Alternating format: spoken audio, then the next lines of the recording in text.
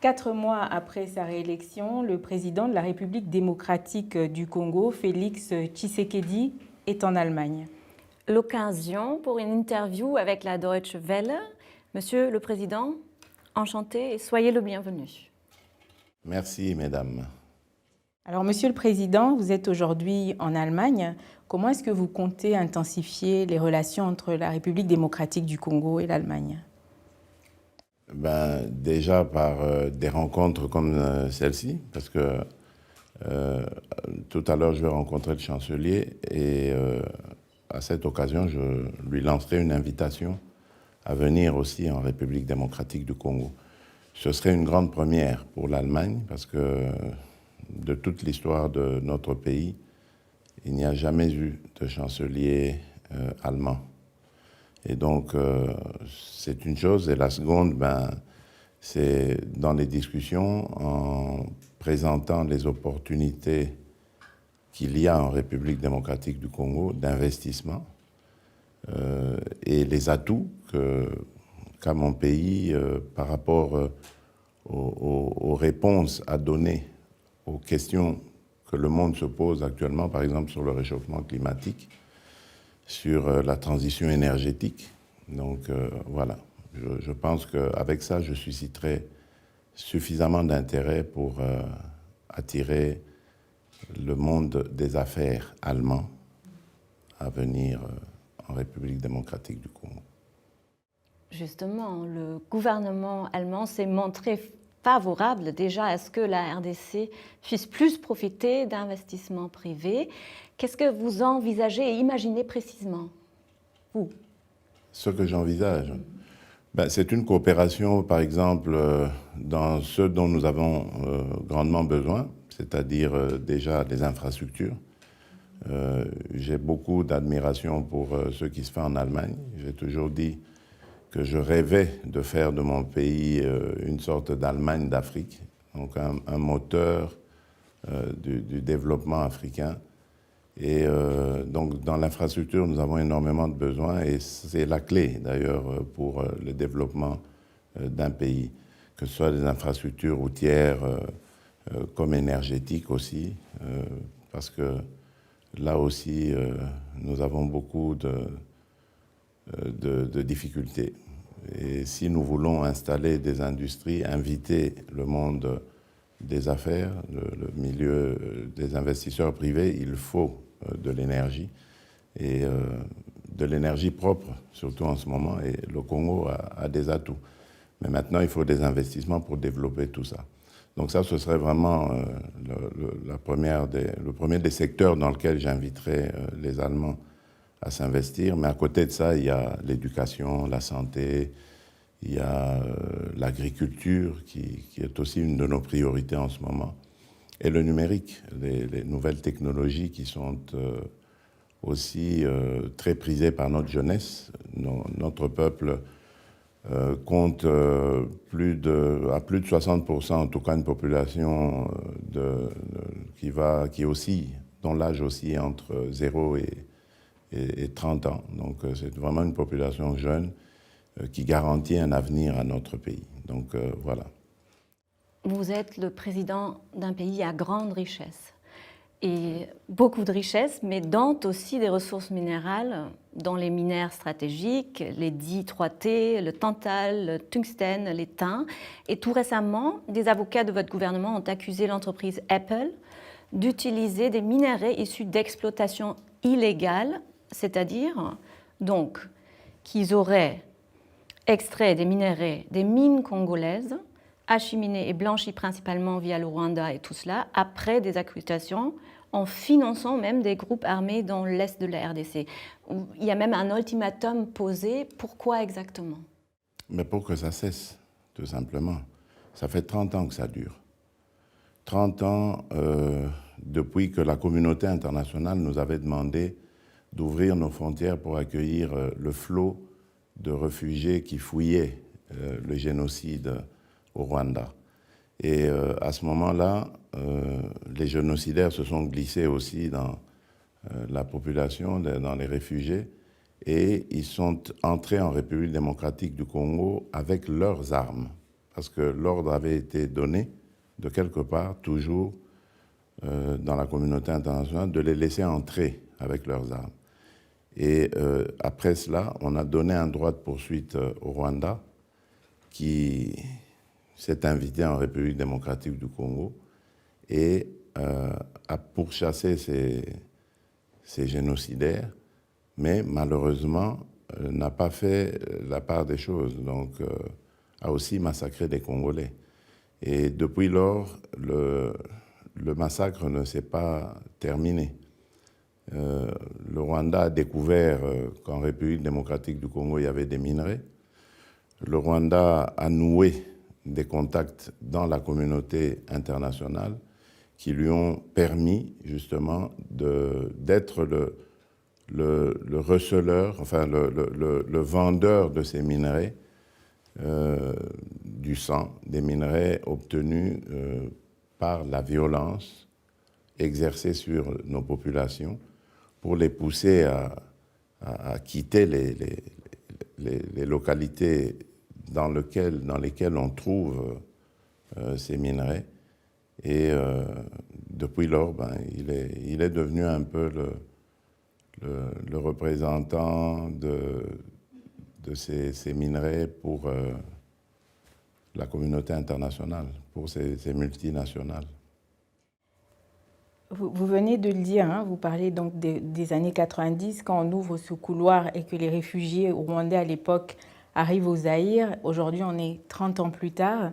On a la présence du C'est pour ça que j'ai dit que ça fait 30 ans que ça dure. Oui, on a la présence aujourd'hui du M23 qui est soutenu par le Rwanda. Votre gouvernement l'a dit plusieurs fois.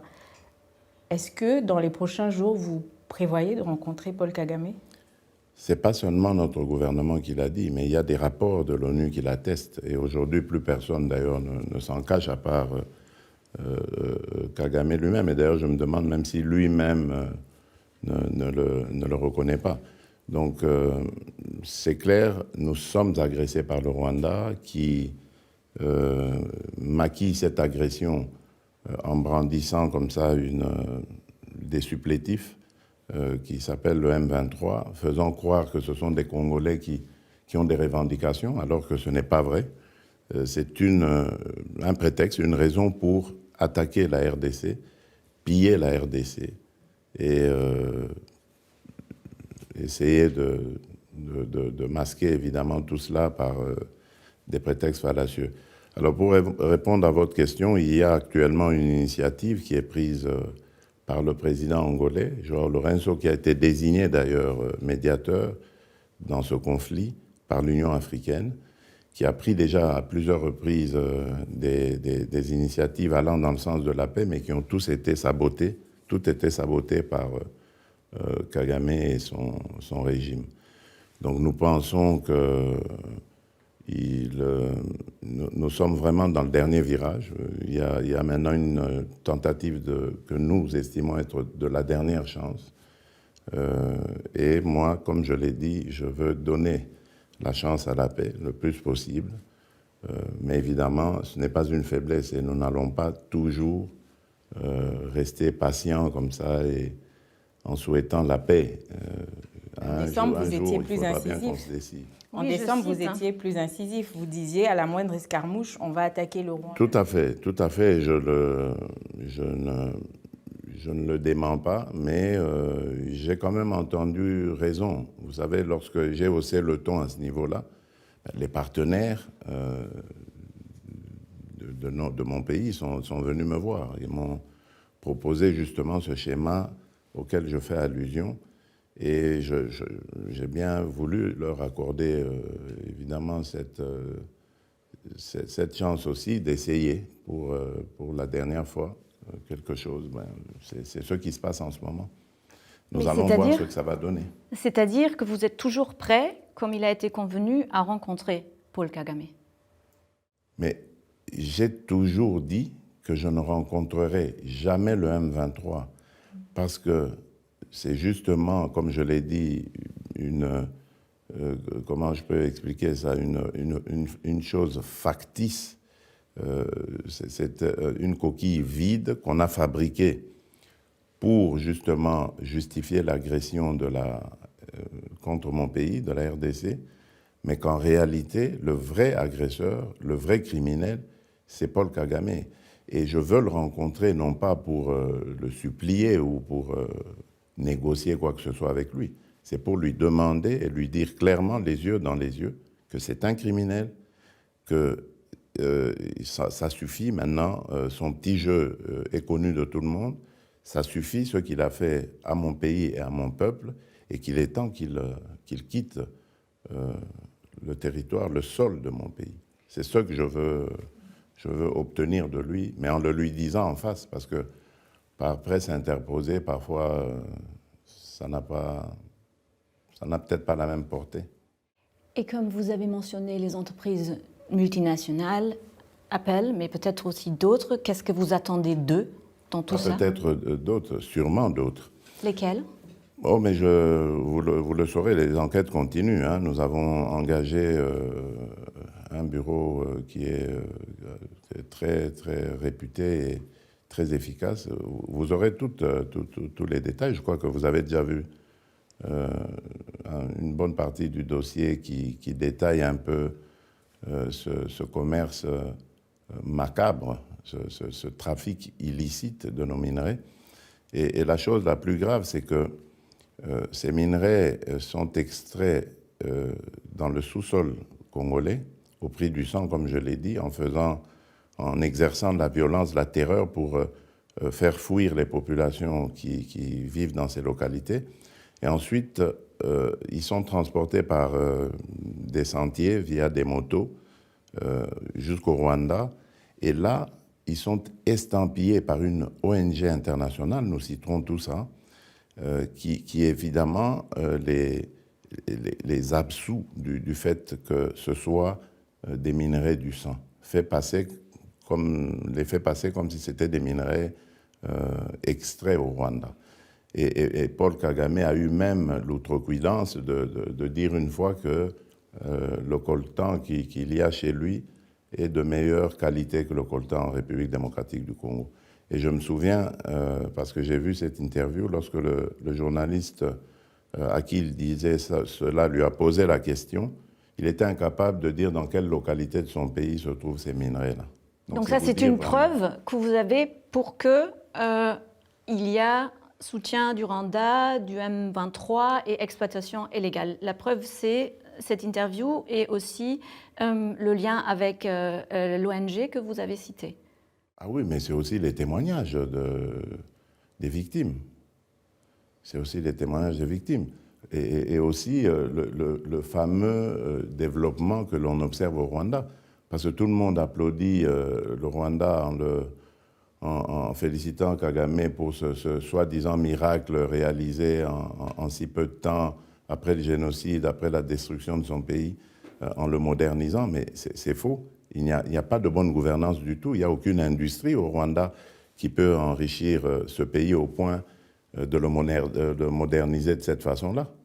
C'est le fruit du pillage des ressources de la République démocratique du Congo. Ça, les gens doivent le savoir. Ça n'a rien à voir avec une quelconque bonne gouvernance. D'ailleurs, c'est un régime corrompu. La pauvreté est galopante au Rwanda. Plus vous vous éloignez d'ailleurs de la capitale, plus vous la voyez. Donc c'est totalement du maquillage que fait Paul Kagame.